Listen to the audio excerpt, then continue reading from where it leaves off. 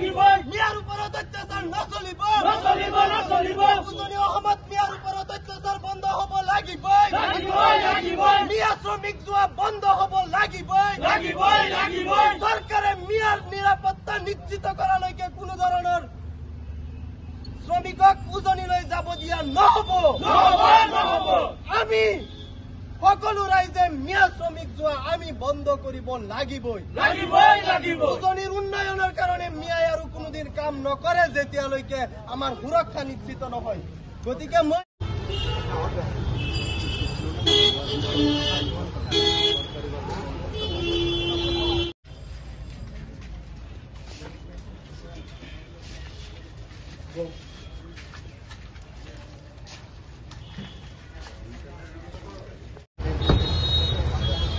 মিয়াৰ ওপৰত চৰকাৰীভাৱে হোৱা অত্যাচাৰ বন্ধ হ'বই লাগিব মিয়া জাতীয় সংগঠনৰ নেতা মুছাফিৰক মুকলি কৰি দিব লাগিবই